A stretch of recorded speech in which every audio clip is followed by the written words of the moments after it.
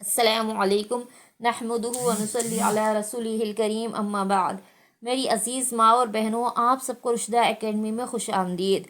حضرت عثمان رضی اللہ عنہ فرماتے ہیں کہ حضور اقدس صلی اللہ علیہ وسلم نے ارشاد فرمایا، خیرکم من تعلم القرآن وعلمہ، تم میں بہترین وہ ہے جو قرآن سیکھے اور اس کو سکھائے۔ قرآن شریف چونکہ اصل دین ہے، اس کی بقا اور اشاعت پر ہی دین کا مدار ہے، اس لیے اس کا سیکھنا اور سکھانا بہت ضروری ہے۔ کمال اس کا یہ ہے کہ مطلب اور معنی کے ساتھ اس کو سیکھا جائے، اور ادنا درجہ یہ ہے کہ صرف الفاظ ہی سیکھے۔ ایک دوسری حدیث میں آپ صلی اللہ علیہ وسلم نے ارشاد فرمایا، جس نے کلام پاک کو حاصل کر لیا یعنی سیکھ لیا، اس نے علوم نبوت کو اپنی پیشانی میں جمع کر لیا۔ اللہ اکبر کبیرہ، کتنی بڑی فضیلت ہے قرآن شریف کے سیکھنے پر۔ سہل تستری رحمۃ اللہ علیہ فرماتے ہیں، حق تعالی شانہ سے محبت کی علامت یہ ہے کہ اس کے کلام پاک کی محبت دل میں ہو۔ قیامت کے دن جو عرش کے سائے میں ہوں گے، ان لوگوں کو بھی شمار کیا جاتا ہے جو مسلمانوں کے بچوں کو قرآن شریف کی تعلیم دیتے ہیں، اور ان لوگوں کو بھی شمار کیا جاتا ہے جو بچپن میں قرآن شریف سیکھتے ہیں اور بڑے ہو کر اس کی تلاوت کرتے ہیں، کہ وہ بھی قیامت کے دن عرش کے سائے میں ہوں گے۔ ایک اور حدیث میں فرمایا، حق تعالی شانہ کے کلام کو دوسرے کلاموں پر ایسے ہی فضیلت حاصل ہے جیسے خود حق تعالی شانہ کو تمام مخلوق پر۔ اللہ اکبر۔ حضرت علی رضی اللہ عنہ فرماتے ہیں، تین چیزیں حافظے کو قوی کرتی ہیں، حافظے کو مضبوط کرتی ہیں۔ پہلی چیز مسواک، نمبر 1 پہ مسواک کرنے سے انسان کا ذہن تیز ہوتا ہے، حافظہ مضبوط ہوتا ہے۔ دوسرا روزہ رکھنے سے بھی ذہن تیز ہوتا ہے، حافظہ مضبوط ہوتا ہے۔ تیسرا تلاوت قرآن کی تلاوت سے بھی انسان کا دماغ تیز ہوتا ہے۔ حاکم رحمۃ اللہ علیہ نے بریدہ رضی اللہ عنہ سے حضور اقدس صلی اللہ علیہ وسلم کا ارشاد نقل کیا ہے کہ جو شخص قرآن شریف پڑھے اور اس پر عمل کرے، اس کو ایک تاج پہنایا جائے گا جو نور سے بنا ہوا ہوگا، اور اس کے والدین کو ایسے 2 جوڑے پہنائے جائیں گے جس کا تمام دنیا مقابلہ نہیں کر سکتی۔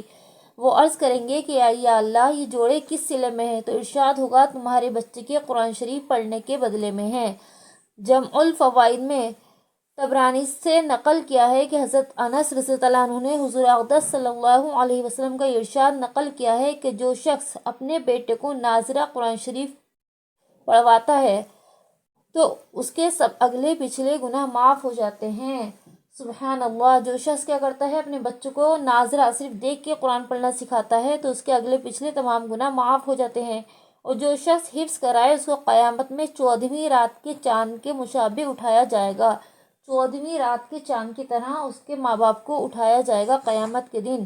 اس کے بیٹے سے کہا جائے گا کہ پڑھنا شروع کر۔ جب بیٹا ایک آیت پڑھے گا، باپ کا ایک درجہ بلند کیا جائے گا، حتیٰ کہ اسی طرح تمام قرآن شریف مکمل ہو جائے گا۔ بچے کے قرآن شریف پڑھنے پر ماں باپ کے لیے یہ فضیلت ہے، اور اسی پر بس نہیں ہے، دوسری بات بھی ہے کہ اگر خدا نخواستہ ہم نے اپنے بچوں کو 4 پیسوں کے لالچ میں دین سے محروم رکھا، اور یہی نہیں کہ اگر اس کو ہم لازوال ثواب سے محروم تو رکھ رہے ہیں، ہمیشہ کے ثواب سے محروم رکھ رہے ہیں، بلکہ اللہ تعالیٰ کے یہاں ہمیں جواب دہی بھی ہوگی۔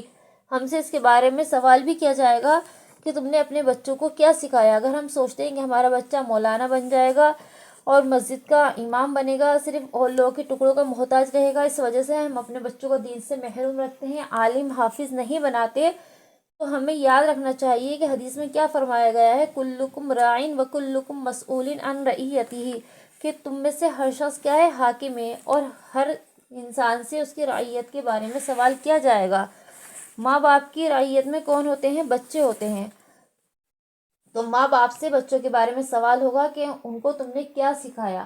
بچوں کو ہم جو سکھائیں گے بچے وہی سیکھ جائیں گے، جو ان کی عادتیں ہم بنائیں گے وہی ان کی عادتیں بن جائیں گی، اور بچے جو اچھا یا برا کریں گے اس کا گناہ یا اجر بھی ماں باپ کو ہی ملے گا۔ ان کے بارے میں جو ہم سے سوال ہونا ہے، تو ہمیں اپنے بچوں کو اچھی تعلیم دینی ہے، ان کے بارے میں اچھا سوچنا ہے، ان کو قرآن شریف پڑھنا پڑھانا سکھانا ہے، عالم حافظ بنانا ہے۔ اگر ہمارے بچے نیک ہوں گے تو انشاءاللہ ہماری دنیا آخرت دونوں کامیاب ہوگی، اور بچوں کی بھی دنیا آخرت دونوں کامیاب ہوگی۔ روزی دینے والا اللہ ہے، روزی دینے کا وعدہ اللہ نے کیا ہے، ہم روزی کے بارے میں نہیں سوچے۔ اللہ تعالیٰ خالی پیٹ اٹھاتا ضرور ہے مگر خالی پیٹ سلاتا نہیں ہے۔ اللہ تعالیٰ قرآن پڑھنے والوں کو، دین پر چلنے والوں کو تو اور زیادہ نعمتوں سے نوازتا ہے اور ان کے لیے کامیابی کی راہیں کھولتا ہے۔ آخر میں اللہ تبارک و تعالیٰ سے دعا ہے کہ اللہ تعالیٰ ہمیں قرآن سیکھنے، اس پر عمل کرنے کی توفیق عطا فرمائے، آمین یا رب العالمین۔